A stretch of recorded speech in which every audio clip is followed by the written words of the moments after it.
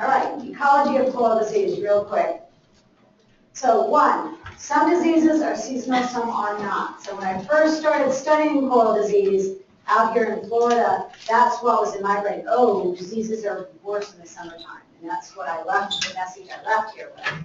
But that is not exactly correct. It depends on the host, it depends on the disease. Just like human diseases, when do you usually catch your flu? It's in the winter season, not in the summer season. When would you be more likely to catch the Zika virus? Well, that's going to be when the mosquitoes are out. That's going to be in the warmer temperatures. So it's going to vary depending on what's causing it and what the host is. Standby webinar issues. Standby. So the next slide is going to show you some work of Yui Sato showing the seasonality of black fan disease. And you found it here, and you have, look on the slide. Okay, what's on the slide here? We find the exact same pattern worldwide for this disease. So you can see that both the water temperatures are seasonal. They're on the other side of the world, so winters are warm weather months. The water temperatures and the light irradiance, especially since this disease, black fan disease, is caused by a photosynthetic cyanobacteria, right? So light is important in this particular disease. And when you look at that, you can see the same pattern through time with the number of cases in his transects. Higher in the summer, goes down to almost non-existent in the cooler and back up. And also the rate of tissue loss follows a similar pattern. So for this disease, you expect to see it more commonly in the warmer months.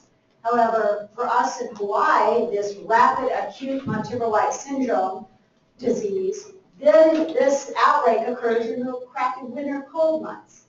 So it depends. We have other tissue loss diseases in Cutting Bay that are much slower. Here's your healthy tissue. It's progressing in a slow manner.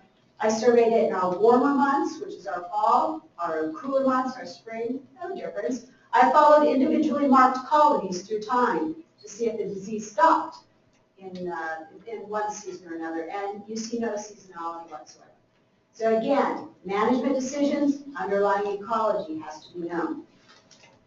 Some diseases are host-specific, some are not. So for coral zits, and now you know why we call them coral zits, the pink swellings, they only affect varieties, period.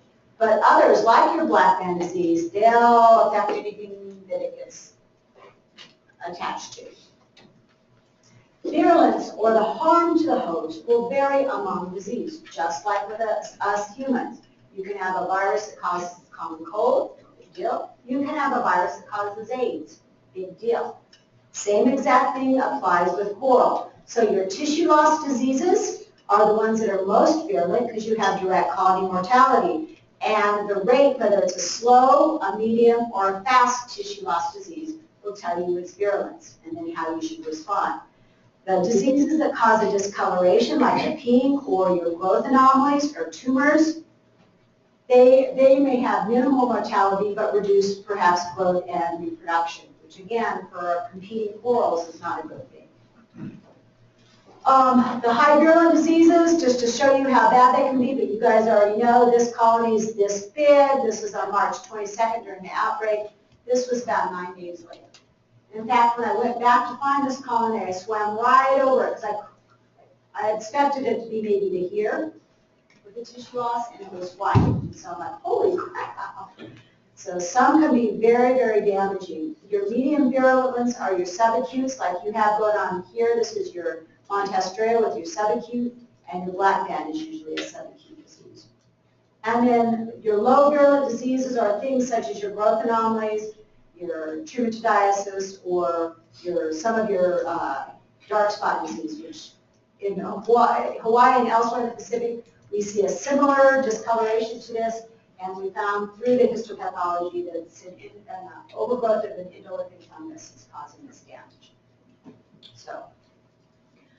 Also, disease susceptibility varies among coral genera. So if you look at the different studies that have been done, you look at the different regions, of course this is focused in the Indo-Pacific, and then you look at the top couple of corals that are impacted by any types of disease, and what you can come up with is a hierarchy of disease susceptibility, which will differ among regions. So for example, us in Hawaii, prurids get sick a lot with growth anomalies, trichomoniasis, but it's our montiporids that get the tissue loss disease. So each region is going to be affected a little more. But it is interesting that whether you're talking about the Indo-Pacific or the Caribbean, it was their croppers that got sick first. So worldwide, they seem to be the most vulnerable. What's causing disease? Well, you know what? The same thing that causes disease in humans causes disease in corals. A lot of the white syndromes or the tissue loss diseases have been found to be caused by bacterial infection. Our discoloration that looks similar to your dark spot is caused by endolithic fungus. This is a larval parasite, and we have a disease called brown band out there. It's actually caused by ciliates, so ciliate diseases. So now, viruses I underline and abiotic just because they are less known. Now, you know there are going to be viral diseases out there because every other living organism has viral diseases. We just need more people doing the research on it. Same with the abiotic for the exact same thing that we were talking about. You see the correlations, but where's the direct evidence? Now we're starting to have the capacity to do that because we found the pathogens and we can do the manipulative experiments that we need to do. So we can actually start testing some of these now. Before, we didn't know enough to even get to this point, but now we are. So in a nutshell, the seasonality of disease occurrence differs among disease types, so don't ever generalize about disease. It drives me nuts when people say, well, coral disease does this or that. Which coral disease? It's like saying human disease, blah, blah, blah. Which human disease? Skin cancer? Gastroenteritis? So, host specificity, some are host specialists, some are host generalists. So you look at the spatial patterns of the field to start to get some clues about that. Differential susceptibility among coral genera. Some are tougher than others. And then the virulence of different diseases, with the tissue loss diseases causing the most death, and then the other types reduced death. Disease etiologies, bacteria, fungus, parasites, protozoa to date. So I'm sure this list will grow as we learn more. All right. So that was your disease ecology 101. Now we go to the training part. So how do I approach this? How do we do this? Like I said, I received my initial disease training in the Florida Keys Flooring Net out here, and I was trained to recognize white band disease and whitepox disease and yellow band disease, etc. And I went back to Hawaii and realized that's not going to help me. We don't even know what the diseases are in Hawaii. There's never been any baselines done. Nobody had even done the baselines. If you don't have the baselines, how do you know your levels are changing? So, you know, you got in there and had to rethink, and at the same time that we were starting to rethink this, the Coral Disease and Health Consortium was developed. And I was trained with them. They had workshops training me, and we followed their recommendations. So when we go out to do disease surveys, we don't look for disease, a disease. We look for 3 different types of lesions, because corals are a very simple animal, and if it's sick, it's going to manifest it in one of 3 ways. One, you're going to have the tissue loss that we're seeing. You can have a color change, or you're going to have your abnormal growths, or your tumors, or skeletal anomalies. So when I go out to do surveys, those are the 3 things I'm looking for. Okay? Now, just because it has tissue loss does not necessarily mean it's a disease. It could be fish predation, for goodness sakes. So in order to discriminate, you must do what I call a sort of a field investigation about what you're seeing in the field to figure out whether it might be a disease or it's not looking very disease-like.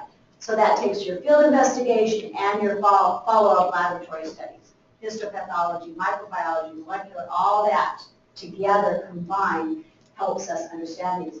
And as I said, I've been out in the Indo-Pacific working with Terry Work for the last 15 years. We do these surveys together. We see lesion types. He'll look at the histopathology and then we'll talk about it. And he'll say, oh, well, actually that was a blah, blah, blah. You know, it has nothing to do with disease. And we've been systematically, just step by step, figuring out what was disease and what was not throughout the Then, once you do this, and you say, okay, looking more disease-like than not to me, I'm pretty sure it's some type of disease, don't know what, then you want to describe the lesion. And the lesion is the wound or the abnormality on your coral host. So you want to tell me what host is affected. So one of my recommendations when I was getting surveys, I was hearing reports about tissue loss disease, but not host specific, so it's hard for me to figure it out.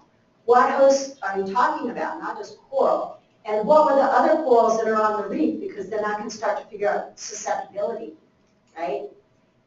Is it an acroporid disease if the acroporids aren't there? I don't know if that acroporids are susceptible if I don't know whether that host was there. So you really need to report it as detailed as you can. You can lump them later on if we find out this is one pathogen like black band. We lump it because we know it's a disease that affects multiple hosts. But at this point, when you're first starting out, you don't know. So keep it separate. Come up with that later. If it is a tissue loss disease, then we don't want to know how fast it's dying. Now, the way we do this is look at the degree of algal colonization onto the skeleton. So as soon as that tissue is sloughed off, the indolus come up, sediment comes on, and the filamentous and other algae start coming in. So the more algae and crap that's on the skeleton, the longer it's been since that coral died. Now, one thing I didn't show in people, but before I was a marine biologist, I used to be a medical investigator. So we'd go out to the scene with the dead humans, and we'd have to figure out how long that human who had been dead. So there were a number of things that we looked at to try and figure out an estimated time of death. So I just took all that medical investigative training and applied it to corals. They don't smell as bad. Okay, description. Focal, one area, multifocal coalescing, and then the other one would be diffuse. We don't usually find diffuse, but of course in the Florida Keys they came across some Pseudoastria that had the perfect definition of diffuse. So I'm like, oh, I should have added that to my... We just don't normally see it, but that definitely was... Okay, where on the colony is it occurring? The top, the sides, the bottom, all over, and then we describe the lesion margin. So for those of you that are going in the field with me tomorrow, your task will be do all of this in the water with what we find to get a practice of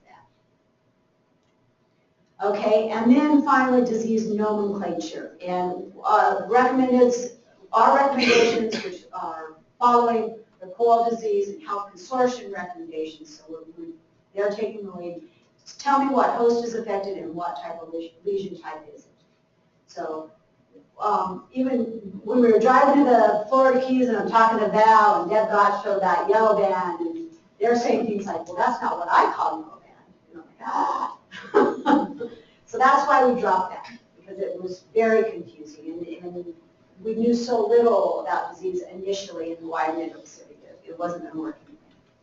So 3 types of lesion. Here's your healthy coral. Here's your tissue loss, and you can see there's more algae and sediment here, indicating that it's spreading out in this direction, in a semicircular pattern. Discolorations, as an example, the tan is the healthy. This is this weird purple thing. And then, of course, your skeletal growth anomalies. So aberrant growth in this parietes right here. So that's step 1. What type of lesion do you have? Just that simple. That simple.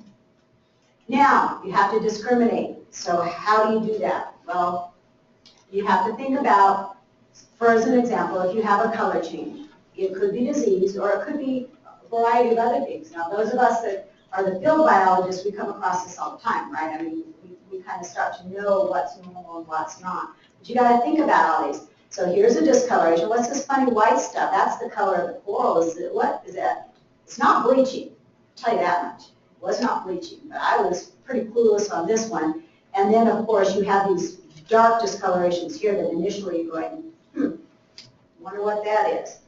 So then you want to sit back and look about things. So, like, for example, this is a lesion I came across on the Fort Lauderdale reef. Semicircular pattern. It's clearly impacted. It looks paler. What's going on there? Well, sit and look a minute. Oh, there's a piece of algae that is swishing back and forth and back and forth. So basically, this was just algal abrasion. And I was able to figure that out by stopping a minute and watching. So that's what we talk about when we say field investigation. It's using our eyes and using our brain. So when I train the grad students, in the field, I say there's only two things you need to make it as a field scientist, your brain and your eyes. So you can't disengage either one. All right. And you know, like this is competition among different coral types, right? So those that aren't field biologists probably aren't familiar with these. Those of us that are know these already. So this is a lesion. We know the cause. So these coral genotypes are fighting each other for space. Oh, we know the lesion type, we move on. We're not worried about it. What about all these weird bumps all over this poor little coral? Well, if you take a closer look, you can see the openings. See those slits? So this is some sort of invertebrate burrows. There's barnacles that do this. There's clams that do this. So if you see a bump on a coral, look for an opening in the center. So if there's an opening in the center, you've got your answer. So again, thinking about what you're looking at really helps. When it came to this, I couldn't figure out either of these. Like I said, we have a similar thing in the Indo-Pacific. It wasn't until I talked with Terry and got the histological results back that we figured these out. This is just normal mucus sheathing. So this is where the mucus has been put out and the sheath's starting to peel off. This ended up being endolytic hypomycosis, and it was evidence of harm to host. Because remember, the definition of disease is harm to host, right? It has to be damaging. And when I first saw stuff like this in the Indo-Pacific, I didn't know if it was harming the host or not, right? But it was. Histology revealed that. Okay, what about your tissue loss? Now, if you see tissue loss, the main thing you're going to see is white on a colony, right? So the first thing you have to do is stop yourself and say, okay, I know it's white, which is not normal, but is that bleaching or is that bare skeleton? So that's your first decision tree that you come across. And so if it's bleaching, you know that the polyps are there, but the symbiotic zooxanthellae have now left, leaving this thin tissue of the coral animal and the white skeleton underneath showing through. So it looks white, but it is definitely not dead. That is not tissue loss. You see that it's bleaching, you've made your diagnosis, you move on. Okay, if you're my age, you pull out your magnifying glass, and then you make your diagnosis. Okay, if it's tissue loss though, you've got bleaching, if it's bare skeleton, you're going to say, okay, I've already eliminated this choice, but it could be a predator or something else, or it could be disease. So then you do a couple of things. You start looking at that lesion, you start looking around, you do your scene investigation. Is there a predator present? So here's a colony. There's these white things, those are lesions, and I have to say, is there a predator present? I look around, I look down in there for snails. I didn't see any predators present.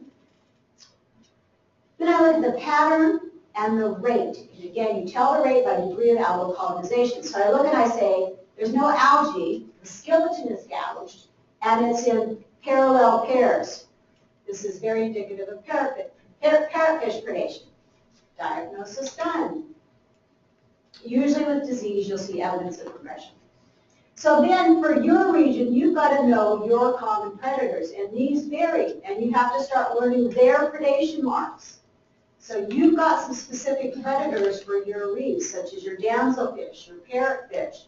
You've got your corallophiliids that love to eat your coral. You've got some fireworms that love to munch on coral. So you need to know your predators, know what their predation marks look like.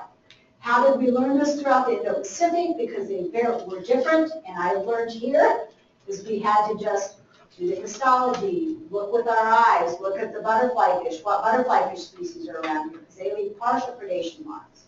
So each region will be a little bit different in making these determinations. So some examples, your snail predation, lots of times you'll see the animal, but they may or may not be obvious like that. They could be hiding under or down away from predators, depending on your reef. So if you suspect snail predation, look underneath places, look for them. You'll probably find them. And you notice the very scalped edges of this, which is indicative of these types of predators on this type of host, right? Because these marks will differ depending on the host. Parrotfish, you can have your scrapes, your pairs, or you can have your focus biting. This is the easiest because it scratches the skeleton and bites into the skeleton. So that's a pretty easy sign. Also notice, there's no algal colonization. These were all made around the same time. So if you think about a disease process, it would be unlikely for a disease to jump around on a colony like that and show no sign of progression. It doesn't make sense thinking about an infectious disease. And your pesky little damselfish, my goodness, you guys have mean fish here. So you know their marks. They make the little nicks and then they make the little chimneys and they can remove some tissue. But notice even on these, you're not seeing a progression, you're seeing a blotching as they're clearing it out. So once you start to learn the predation marks, you get pretty good at being able to say fish predation, I'm not interested in that, I move on.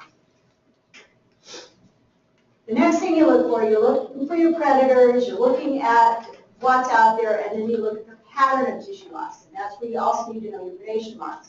So with disease, you tend to see this progressive signature. So you have heavy algae, medium algae, and just coming off. So this is a slower moving tissue loss disease that has been moving in that way. Also look at that linear semicircular pattern of tissue loss. And you have to say to yourself, is there a predator or something else that could make that type of pattern? Certainly not a parrotfish, not a damselfish, probably not a damsel. Maybe, you know, you go through this mentally underwater. So you go, yeah, that's not looking to predation or competition or anything like that. That's probable disease. Whereas this, notice the top of this pocillopore is all gone. There's no progression. There's not heavy algae, medium algae, light algae. And it's from the top. And you notice that the sides still have tissue, and down deep they have tissue. Well, we know how crown-of-thorns eat. They invert their stomach out of the bottom of their bodies. They wrap their stomach around the coral colonies, secrete enzymes to digest it, absorb those tissue, pull their stomach back in, and split. So they're going to be on the tops like that, and they can't stuff their soft stomach that far down into a large coral like that. That's why they can't get at that tissue. So if you know how your predators eat, it's pretty good. Now this was from the northwestern Hawaiian Islands where we had smingling of predators, and if you come across a coral that's that white, meaning that predator probably came off it at night, you probably are going to find it. So I got really good at finding that and then looking around and be like, found you, you little rascal. So you start to figure this stuff out.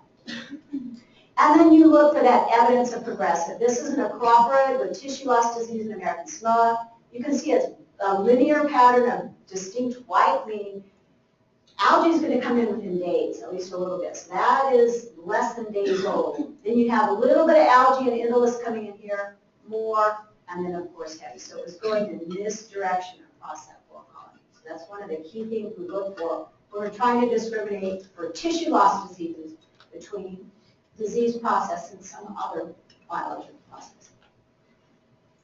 So I was in the Philippines, Doug Finner, and we were snorkeling out over a reef, and I saw this acroporid. It looks like a progressive tissue loss. You can see it's white. I dove down. It wasn't bleaching. It was tissue loss, and this green is old. And I'm like, white syndrome in the Philippines. I know, it's kind of sick.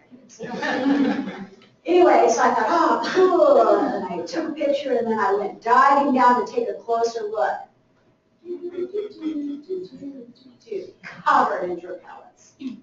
So anytime I see, you know, sometimes I'll get an email that says, do you think you can do the disease on toe boarding or with videotapes? And I'm like, no!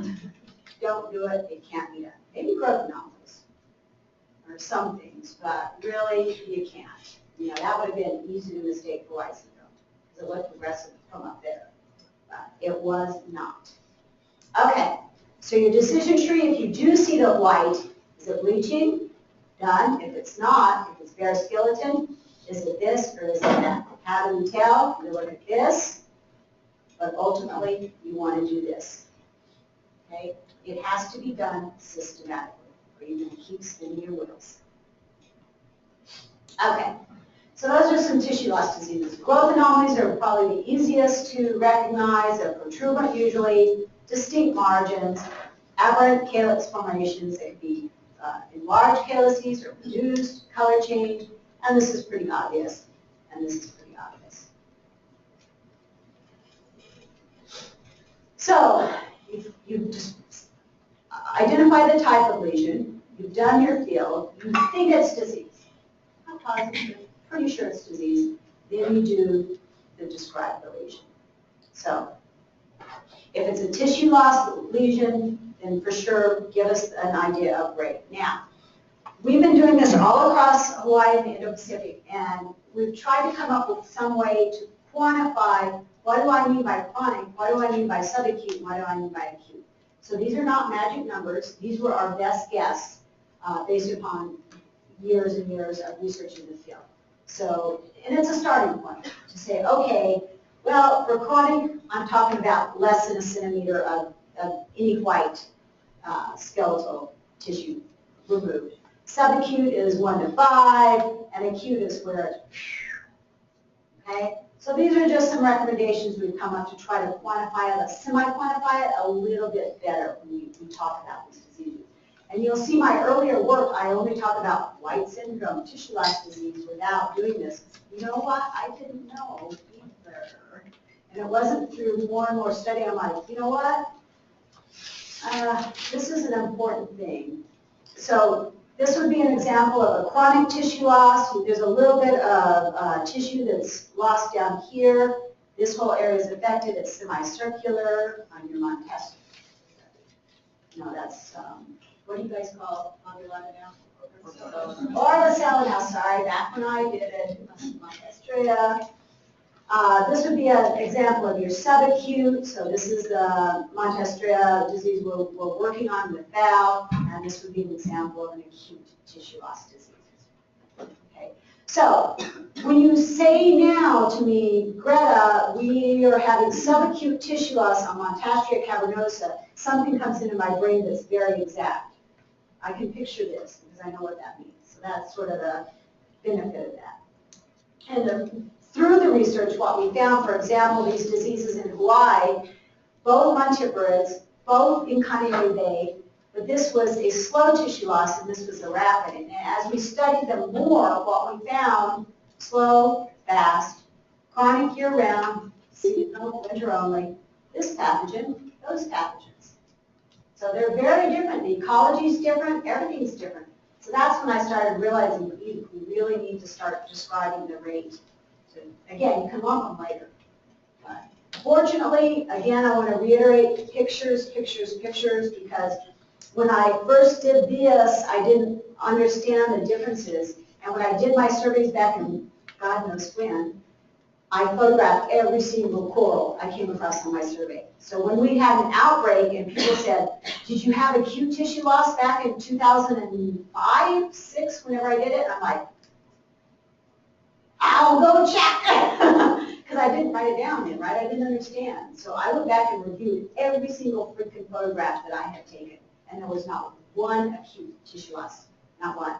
But I had the pictures, I could do it. So it really was very, very helpful. Fortuitous that I tend to be anal retentive, you know.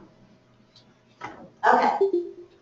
So next, describing the lesion. Focal would be one spot that appears to be spreading out. Multifocal would be multiple spots. And coalescing is where the spots seem to be growing into each other. Diffuse would be kind of spread across the colony. Lesion margin. A lot of the acute tissue loss diseases, we have this real fragmented tissue here. You can see it in the field. So it looks a different color, and you might, if you just glanced at it, say, oh, look, a bleaching margin. And I say that because we made that mistake until we clipped off pieces and looked at it under the scope and went, oops, not bleaching margin, flaking tissue off. And then after I figured that out, then the next time I was in the field, I looked a little closer, and I went, ah. You can also have this peeling tissue that actually is peeling up. So this helps us, the ecologists, talk to the pathologist, the microbiologist, and say, what kind of pathogens could create this versus that? What type of virulence mechanisms might they be using so we can talk to them and try and kind of figure this stuff out. So this is on Fort Lauderdale Reef. We were just out. This is the disease we're studying. We see it's subacute, 1 to 5 centimeters. It's actually averaging about 2 centimeters of fresh tissue loss. And you look at that and say, okay, multifocal, 2 areas of tissue loss. And then you look at the margin and go, oh my goodness, look at that cell lysis all along that edge. Okay, so you look at that cell lysis. And then I'm going around and I see another colony. I'm like, okay, here's the same disease, same colony, same reef. And then I look at that margin. What? Those are bleached. Ooh, oops. Okay, so it's that attention to detail that's really going to help you. Now, is this the same disease or a different disease? Is this one stage of that other, right, as disease progresses?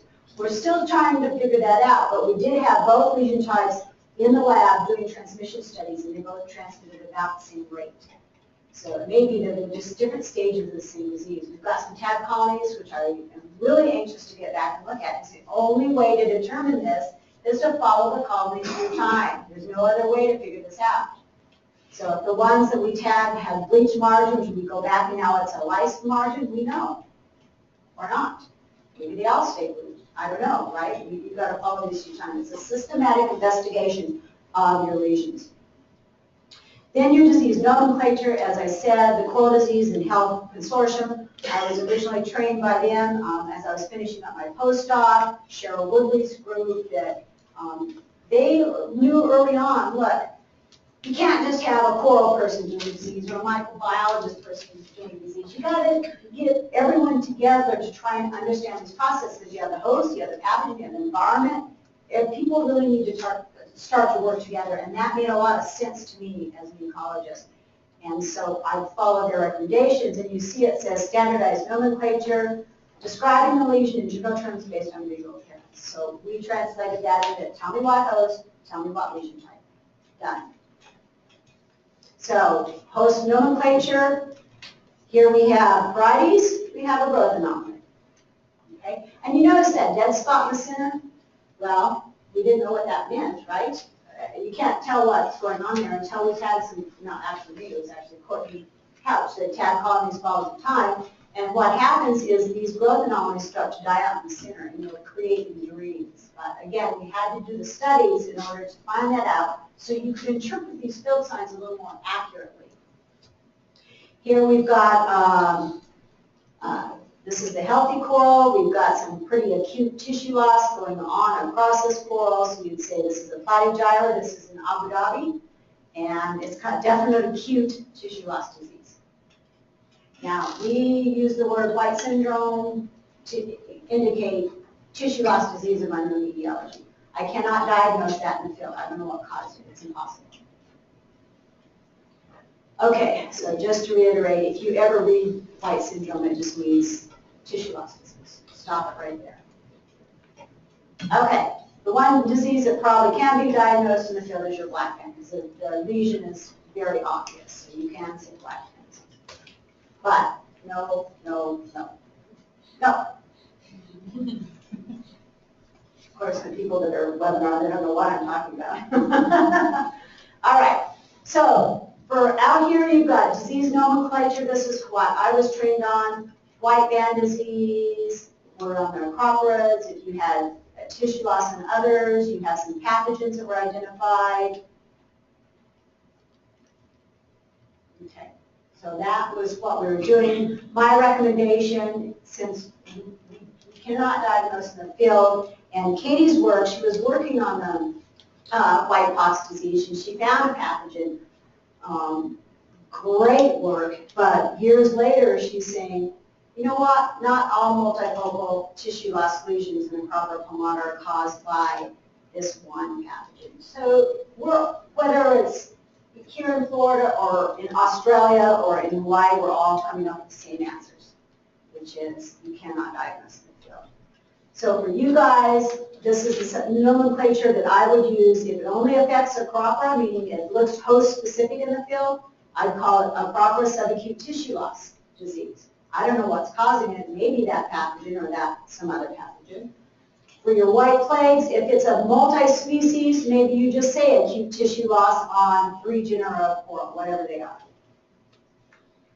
White pox would be proper pomata is specific to one species, multifocal subacute tissue loss. If it's yellow band, that's your Montestrea ovacella, yellow banded chronic tissue loss. Now, it's a description. I'm not diagnosing. I'm describing what I see. I move on in my survey. So that's how I survey. It does take a little bit more time if you're doing a really thorough. We were out at Blue Key, and I laid a transact. I wanted to try it on your yeast, 2 hours later, Val's like, what are you're still on this one transit? Well, gotta look around. Okay, so now, most of you aren't going to be in the field with us tomorrow, so I wanted to give everybody a little bit of practice on how to think about this, okay? So these are the things I want you to think about. I'm going to show you a picture. I want you to decide what type of lesion is it. Next, I want you to decide, based on what you see in the picture, on whether you think it might be a disease or if it's something else. If it's tissue loss, I want you to add whether it's fast, medium, or slow, and then add some other descriptors down here. Now, in the field tomorrow, you're going to be writing all this on the board, on your clipboard, to kind of get practice. But for today, let's just do this as a mental exercise. Okay? So here's your first picture. Take a look. Up there, type of lesion, disease or something else. If it's tissue loss, is it fast, medium, or slow? And what's the descriptor? Local, one spot, different spots, growing into each other. I have a question. What's the difference between multifocal and diffuse? Diffuse, I'll show you a picture in a minute, but it wouldn't be distinct spots. It would be more like a smear instead of distinct spots. Good question. It's a very good question. Okay, let's see how you guys think about it. Illustrating. Okay, let's see if we have anybody brave enough to have to guess. What type of lesion? Anybody brave enough? Okay. It's tissue loss. Okay, done. It's number one. Very good. Okay. So now, do you think that's a disease process or something else? Disease. Disease. So you think, okay, that's looking kind of disease. What about since it is tissue loss? What's the rate of tissue loss? Each polyp's about 1 centimeter, by the way. What's that? Yeah, subacute. So you start thinking, maybe this is a subacute tissue loss disease because it looks somewhat progressive, right? This is old dead, God knows when that died. But somewhat, it looks like it started at the base, it was kind of working up. You've got some peeling edges here, you see those edges? So it's not the flakiness and all of that. So I saw that, and then I saw this. Oh, what? So bad word. Oh, what? A damselfish would do that. Why? They don't eat coral. Why would they do that? And I was puzzling over this. You know how hard it was to chase him away to get that first picture? And I did it just for this training. This is a Blue Key. Okay, I'm like, dang it, this is a perfect lesion example. So then I'm looking around, I'm like, this is uncharacteristic of damselfish. And then I came across this. Remember, their acropods are gone. Their normal homes are gone, so they're having to make do. It's a damselfish nest. And I couldn't get him out of the picture. So I'm like, I'll be darned. Same size, same shape, only further along. So this is how you systematically start to figure this stuff out. So next time you come across a semicircular pattern that looks kind of progressive, step back and see if there's a fish coming well. You don't have to step back, they just bite you. All right. So next one. Through it for a minute. Tissue loss, growth anomaly, discoloration, disease or other. If it's tissue loss, da-da-da. And I thought you might like to look at it close up. So close up. Just take a minute.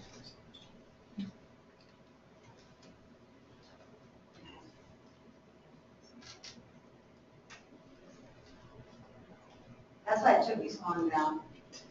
We've done all of that for every single lesion. And I took pictures, a bunch of them.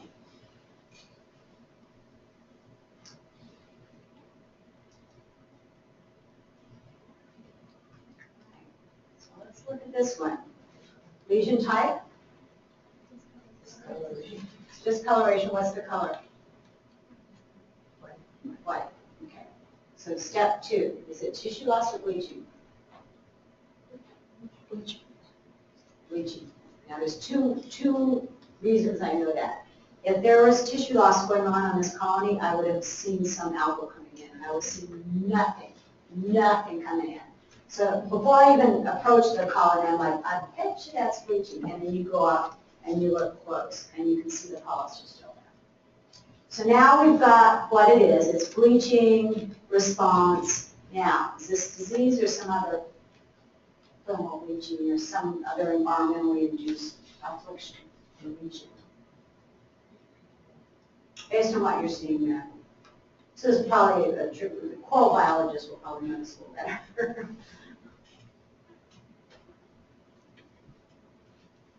Funny, huh? So, if it were thermal bleaching, you would expect to see it on the top of the colony. And you would expect to see other colonies impacted because that's going to be induced by heat stress, UV stress, other things. So when you see that, you've got to stop and look around at the reef and say, are there other corals that were stressed environmentally that made them lose their zooxanthellae? And I looked around and everything else was healthy. It's not bleached on top. And there was only 2 colonies that had that, and they were side by side.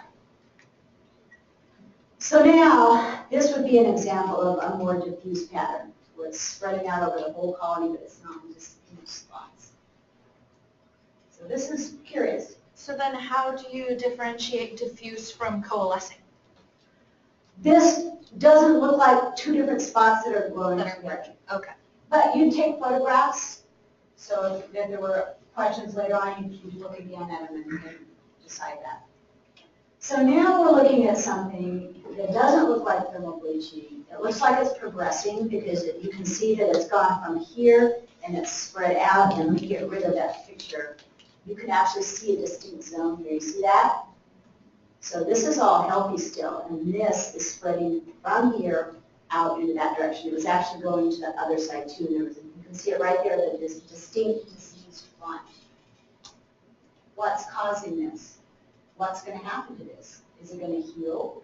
Is it going to die? You don't know unless you do the research. I was like, no, give me a tag, give me a tag. So this is something that does need to be looked at pretty quickly. Okay. So I would call this Ciderastria diffuse non-thermal bleaching for now. Tag colonies, you find out that those patches start dying off, and you're going to move into a tissue loss disease. But at this point, I don't know because I've not seen other stages like this. Damselfish I saw, right? Like, ah. Yeah. Okay, so there's your nomenclature as well with how you would describe it. Okay, what about this guy? And it's that thing that the arrow's pointing to. Varieties. Growth anomaly. Okay, those are the easiest. So I was excited to find this because there's growth anomalies in our varieties all over Hawaii. And people are saying, oh, we don't have growth anomalies in varieties out here. And I found one. So you can see that it's a little bit bleached comparatively. There's a distinct margin that's very different than the normal. See how this is lumpy and bumpy? But it's a smooth transition from one lump to the other. You can see a distinct margin. And of course, in Hawaii, we've done the ecology on it. We've done looking to see the impact on the growth of the coral. We've done other things, so we know a little more about the ecology of this particular disease in Hawaii. I don't know about here. Varieties growth anomaly. Okay? Close up.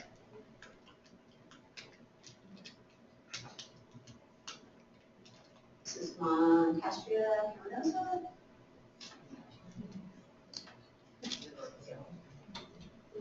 Is it? One or two.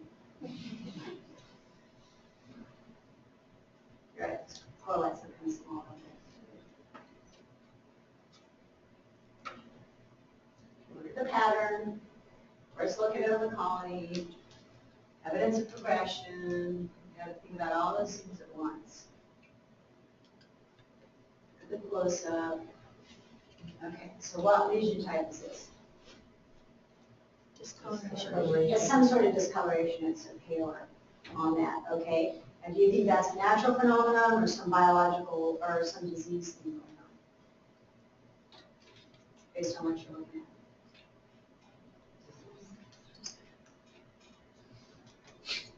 Weird, huh?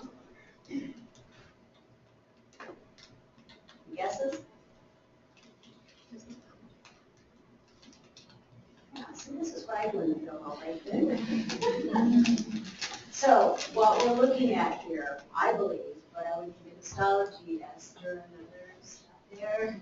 Esther, actually, have you done histology on this through the years? Or something similar? I haven't seen Okay, anything exactly like that. So this is very similar to what we see in the Indo-Pacific that are mucus sheaths. So, and you can see that the polyps are perfectly intact, there's no tissue loss, and if you look at these edges, I couldn't get it close enough, you can see the peeling edges of the mucus sheaths. I would like it verified with histo before I did a final diagnosis like we've done in Indo-Pacific. So it's like, Terry, sample, tell me, verify this on that. Okay. So mucus sheaths. But what caused that? That's a natural phenomenon of the coral So structure. it's just sloughing. Okay, I think this is your last one. Lesion type, disease or other, if it's tissue loss, rate, and descriptor.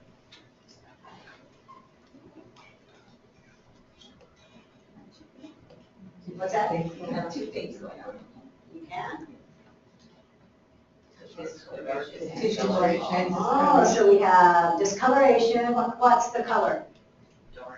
Dark purpley. So when you do your descriptor, make sure you do like purple discoloration, more descriptive, or pale discoloration or whatever. And then you see in the center here, right, some tissue loss there, and then you also see this little guy here. So you got what's a little Christmas tree worm. And so this is Citrastria.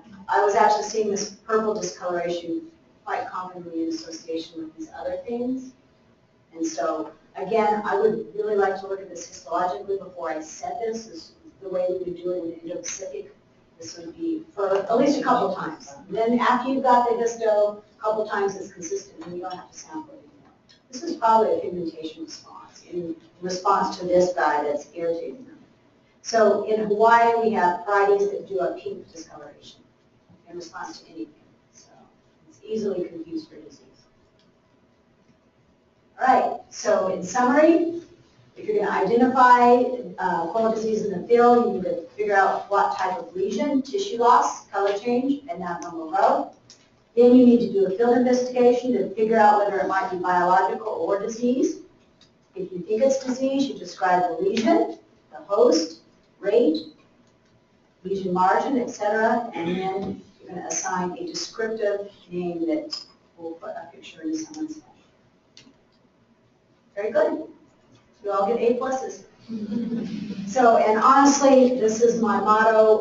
Although my lab was a strict research lab, it has to be research, conservation, management all together. But we're not going to make it because we need all three of these in order to get these research going on. All right. Thank you.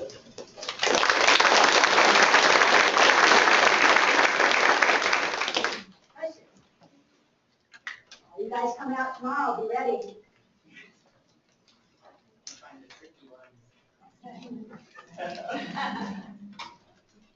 Any questions? Come back. Yes, ma'am. How do you know it's not an opportunistic predator after a disease event? Say that again.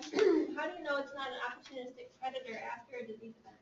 So if you saw a snail in an area where it might look like what you would, if the snail wasn't there, you would call it disease. No, you wouldn't, because you should be familiar with what the predation pattern of your snails be. So at first, we were doing a lot more histology on it, but they become very characteristic of predation. You pretty well discriminate. We seek predation on like a disease margin. You can have predation on a disease margin, but that's a little different. I mean, you would see that in a different lesion pattern than you would either just plain disease or plain snail. And in fact, if you did have that, then you would probably be going, you know what, I'm not sure about this one. This one's just, it doesn't look like straight disease, and it's definitely not straight predation. And then that's where the histology and the other things come into play. And so there's no other way to do this than systematically start to look at these different lesions through time and figure this stuff out. Just the opposite. Is anybody really looking at the possibility that some of these predators are a vector for spreading these diseases in the first place? Why, yes. So, yeah, no, we have done work, let's see, Dana Williams and Margaret actually looked at snails as a vector. So they put them on the tissue loss disease and then take them off and put them on a healthy one to show that they could spread it. And I've shown that the butterfly fish are responsible for helping to spread both black band and in Hawaii the true return infection. So the predators are definitely something that need to be looked at more in terms of vectors. Other vectors that need to be, we're just now starting to look at are your zooplankton, because a lot of the bacteria love to hang on to particles. So your marine snow and your copepods and all, because you got to wonder with this one, how is this disease spreading so widespread through the water column? Because bacteria and other things don't like to live in sterile water, right? They can glom onto things. So those are other things that need much more research. We're just starting to look at that. Do you know is there a way to tell the residence time of some of these bacteria glomming onto particles like maybe sediment or marine snow? Blake, you want to address that? You can. It depends on the bacteria usually. So it's really hard to generalize bacteria. All of each strain, not just species, each strain can act very differently from one another. So give us some ranges, like if some of these pathogens were hanging out on the marine snow, it could go from very short term to Very long term. They can form biofilms, where it's a very stable group of bacteria. Biofilm, but the biofilm can also break down to release particles that float away in the water column. You can have very short-term adhesion, or you can have very long-term adhesion, where the bacteria actually, like if it's a shell of a shellfish, it actually starts partially dissolving the chitin to actually adhere itself very really to the shell, as opposed to attaching with a pili or a flagella. It would be very transient. You can easily just shake it off or wash it off very gently, while if it was adhered, you can vortex it for 10 minutes and still not get the bacteria off. So he's going to give the final talk on pathogens, especially bacterial pathogens, and where he'll be telling me what I've been saying. Don't generalize disease, he's going to say. Listen, you got to know about bacteria. So, yeah, thank you. It's handy having a resident microbiologist.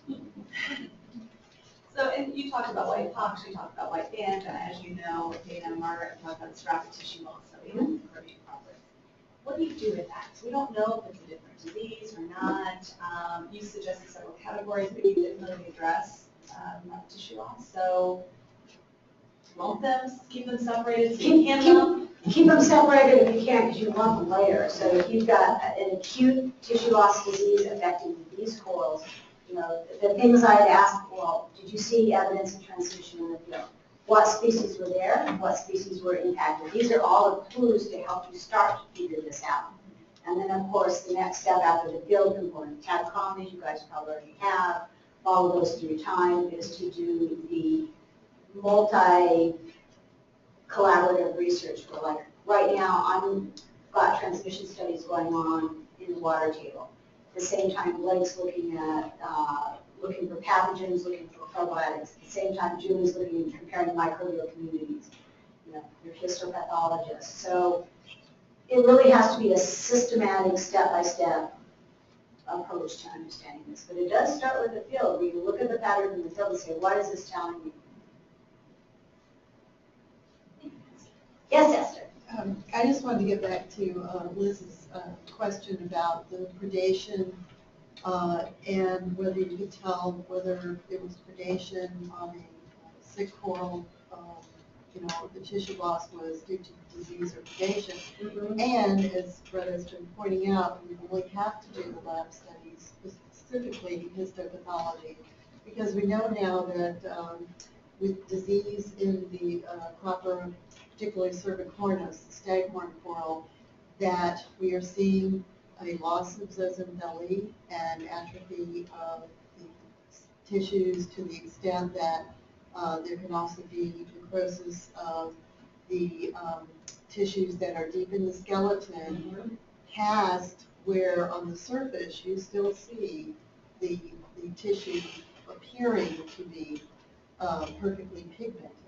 But our eyes cannot tell that there's been loss of pigment from the zooxanthellae until at least 50% of the zooxanthellae have been lost. So in this case, it's really critical to get a sample and look and check for these things. And That's the same thing that our colleague Terry Work would look at as well. So. And I confirm exactly what Esther is. And there was one case in American snow. It looked like progressive tissue loss disease to me. Fortunately, I photographed everything. And Terry gets the histology back, and he said, no, Greta, that was predation. I'm like, not. And he said, yes. And he shows me histologically, you see with partial predation of snails, there's an abrupt cessation of tissue histologically with minimal necrosis. In the disease process, you're going to see necrosis with a bunch of stuff coming in. So we went back there the next year, and I'm like, I'll be damned, right? I was totally wrong with it. And I adjusted my data, because I keep track of everything, and I took it out and said, okay, that's predation. We went back, saw the same lesion, and I'm like, well, there must be a snail around, and I'll be darned if there wasn't a snail right under the lip colony. So that's how you figure it out. But I couldn't have done it without histology. It's impossible.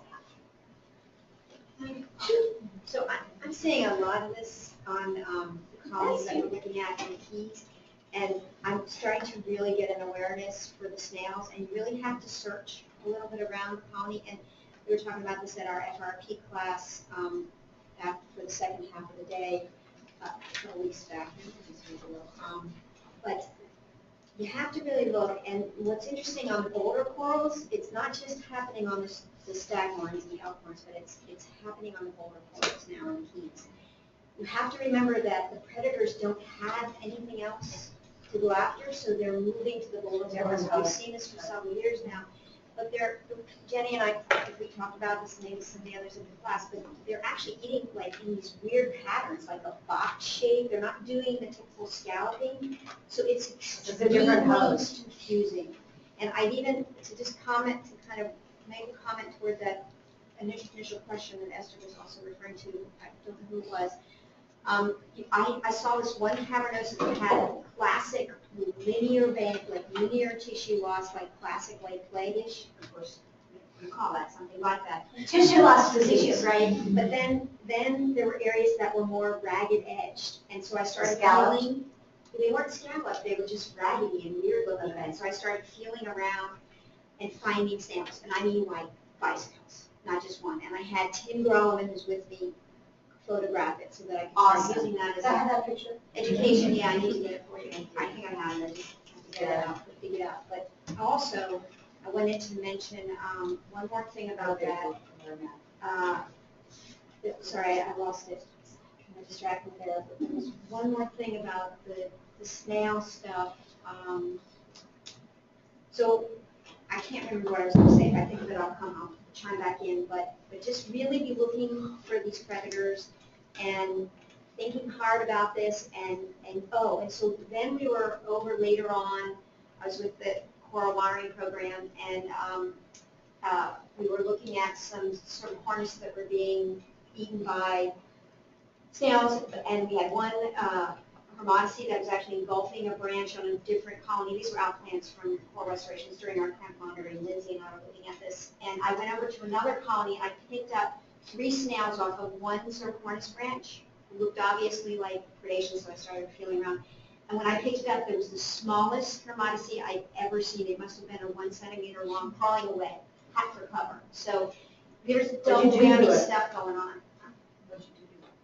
I just left, they got away, and it's too small to try to grab, I didn't understand, so I needed like tweezers or something, but I was just freaking out, I'm like, oh, now there's 2 predators at once eating away at this office, so really be looking hard at that predator. And, you know, as she shares photographs, like she'll share them with me, I can show you those signs. She knows it was a predator because she found the predators.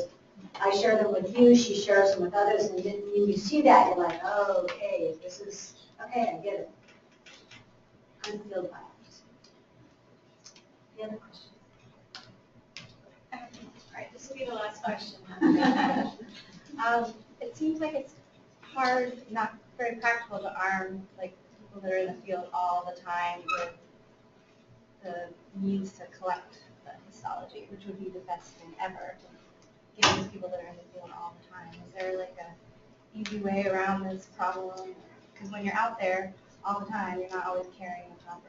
Right. Tools to collect samples. Oh, Esther, go ahead. I think Esther was Well, I did want to say there's no easy way, because you must get a permit. to Right, collect exactly, the samples. permitting and then the. And so the best thing to do is to report the situation to CFAN or Sea Ocean in South Florida versus Florida Keys areas. And if you think that somebody ought to go look at this in more detail, then the right people can get. You have a GPS point. Yeah. But I would also like to recommend to the Florida folks that they get some systematic studies that combine a field biologist with a histopathologist so that you guys aren't taxed with that. There's somebody that's systematically looking at these reefs and doing, we've got the permits, we have the permission, and we're able to systematically survey and sample. Because otherwise, it's not. It's always a funding issue. It's always something else. So honestly, you have to push, right? I mean, you have to keep trying. I Can't also let raise just, that question to drive home the point to report. yeah, that's the best you can do. Yes, Esther. And if you can, continue to look at that for us, because we need the long-term data, and that will help us with the diagnosis.